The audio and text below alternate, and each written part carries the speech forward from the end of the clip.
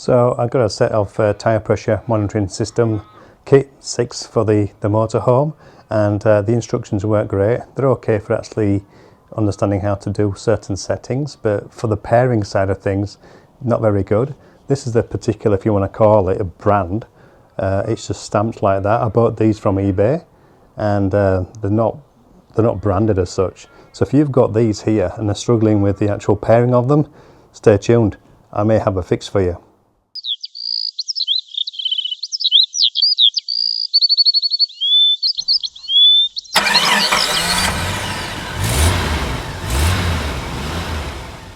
So all you need to do really is just replace your regular caps for the dust caps with obviously the pressure monitoring system kit.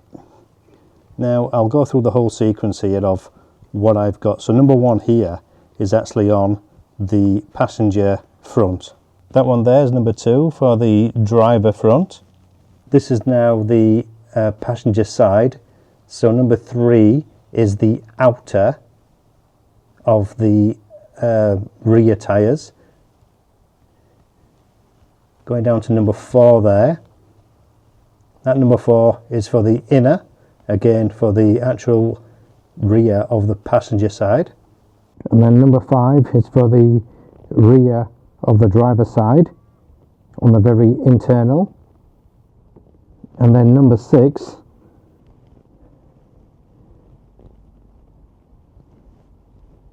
that's for the external, so the very outer of the rear tyre on the driver's side. And all that represents as the top left hand tyre is number one, the top right hand tyre is number two, the lower left 3, inner from there 4, next one on 5, and complete far right outer tyre number 6. So I will talk a bit more on the actual setup within the actual unit itself, but a top tip, and hopefully this works for you, is you put those tyre pressure caps on each of the tyres relevant to what they represent as I've just shown, and then you just leave them and then go through the settings as how you want to actually have the display be in, if you want it in PSI or bar, temperature in centigrade or Fahrenheit, and I'll show you a little bit of that as well. But you just once you've gone through your settings, you don't particularly have to go into any particular pairing mode. It does suggest that in the actual instructions, but those instructions are a little bit vague for pairing. So whilst I was reading those instructions, I had those caps on. They actually just self-paired. So within about 5 minutes, they were actually reading the pressures, and I didn't actually go into like a pairing mode as such, even though it sort of suggests so in the instructions. So top tip really is, first of all, put those tyre pressure sensor monitoring caps on, go through the settings to how you want them to read temperature wise and so on. You also have temperature settings for the tyre, a maximum and minimum, and then obviously pressure higher and lower, so your maximums and lowers settings that way. So you've got a range to work with, and then just leave it. And then within about 5 minutes or so, you'll see it rotates through each tyre, and it does this constantly anyhow. And with that, then you're going to get to the relevant settings. Those settings you just saw are actually what I've set for this particular motorhome. This is on the Ford Transit custom, I think it is, and obviously tyre pressures are different for varying manufacturers and different types of tyre manufacturer as well. So check what yours should be. Mine was set to the relevant ones where I need to be, and it's actually reading them within about 1 PSI difference. So I think they're quite accurate. I've had these the tyre pressure monitoring system on this motorhome now for several weeks, and it's constant. It's actually been reading a constant setting. Obviously, we're in winter at the moment here in Australia, so obviously cooler pressures, tyre pressure changes, hotter temperatures, they'll change again. Obviously it's just for monitoring the pressures of your tyres when you're tracking and rolling on the road, and I reckon they're going to be all right. Like I said, this is an unbranded one, Very affordable, only cost me $50 and I'm happy with them.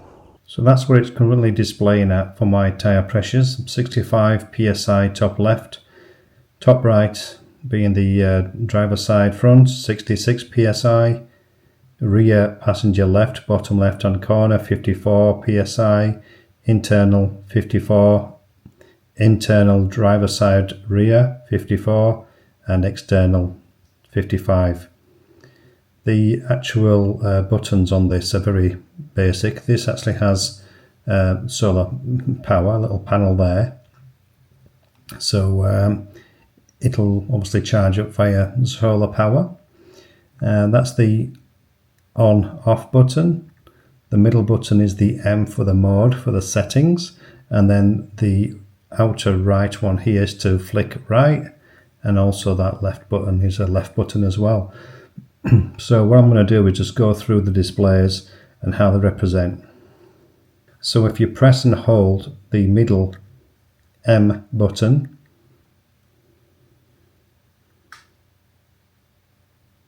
think it's a few seconds, you'll get the first settings page.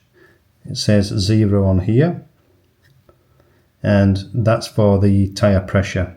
So you might just make out top right hand corner PSI, and then you can just rotate through that. If you press the M button here in the middle, that's flashing, and then you can make a selection left or right to go to bar. I'm going to stick at PSI. So that's the setting for that when you press the M button. And then you press right to go up the next sequence, and this is for the actual temperature reading. So mine would be in centigrades, if you can see that on the top right hand side of the display. And then you again press the M button, it flashes, and then you go left or right to select Fahrenheit. I want centigrade, so press the M button in the middle. That's that selection. Then the right button, this is for the pressure setting, again PSI for me. So the maximum I've got that set at is 82 PSI, and then you press the next right button. And the lowest, which is the, ideally I think I want it to go a little bit higher up. Or is it lower? I think I need to go a little bit lower. I think actually I want it to go to the 25 psi. It'll only go down to a minimum of 35 psi. If I want to make a selection, I press that middle button and then press down lock. So it'll go down to, as high as it'll go is 35 psi, and it rotates to 14 psi. So yeah, ideally I want, I think 40 psi. I think at best it's 35. So press the right button again. So I've pressed that M button in the middle to make that selection. Press the right button. This goes now down to the pressures for the rear, and that's the maximum, 69 psi. And the lowest, again, 35. That's that's the highest of the lowest I can go. Next selection is number 6, and this is for the actual temperature range for the tyres. So it's within the top range of 65 degrees, and the lower, I think that's all it does actually, just the 65 tyre temperature. And then the next setting is the number 7, last setting basically, and this is where you do the there's actually one more setting to do a default reset for the whole system, but this number 7 setting, this is where you leave it on this setting apparently to then do the pairing. So the instructions suggest that you get to this setting, I think press the M or hold the M button, and it'll go through a sequence of pairing. Nothing seemed to happen, but then, like I say, after I've come out of this, I'd seen then, so if I press and hold the far right button here on the top, that'll take me back to the default standard, your display setting for your tyres. And then this is where I've seen that you get a pressure setting then, a pressure display. So not sure with the whole pairing thing really, but like I've mentioned before, you just put those caps on, work through what you want for PSI or bar and your temperatures, centigrade or Fahrenheit, work through your pressure ranges and your pressure and your temperature setting. And then by then, once you get to this point, you're probably going to start seeing it displaying the actual readings from your tyre pressures. So this is 6, obviously, for 6 tyres. You can do this obviously with a 4 tyre setting, you know, so it's just wherever you need what purposes you need these pressures for, these tyre pressure monitoring systems. There is another little setting in there in the left hand corner that gives you the range of the temperature. So it's saying the minimum is 16 to a maximum of 18 centigrade currently. As I mentioned before, it's currently winter time, it's quite a cool day today, so those tyres are going to be cool and just stood. The motorhome hasn't moved at all today. There is a reset default setting here somewhere, so let's just go through and see where it is. So I just pressed the M button and held it until it beeped. Then I pressed the left button to go to number 8, and you can see that's like a default to just reset the whole system. And I think with that, you just make a press of this M button again, and there, look, you can see the word no. If you select left or right, you'd have the word yes. And then when you get to yes, if you want to reset the whole thing, you would then just press the M button and it would wipe out all the settings, take it back to like default factory settings. I obviously don't want to do that, so no. Job's done. So if I want to hold this right button here, keep it held down, it will take me back to the regular standard settings that it will display at. Alright, that's basically the system. Do read the instructions. They are useful to a certain point, but they're not that accurate in the way it's written as in English. It's a little bit confusing. And give it a go. See if this works for you in relation to how you pair this particular system up. It's very affordable, $50 for me here in Australia. Bought them off eBay, and I'm happy with them.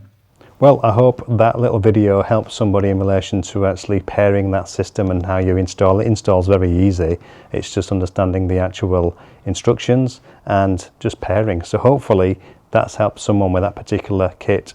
That one I bought was very affordable, only $50, so it's just worth using. It's just, you know, $50 is relatively inexpensive. These systems can go up to $300+, so they can be very expensive. So this is just a very affordable one. So thanks for watching again, and safe travels.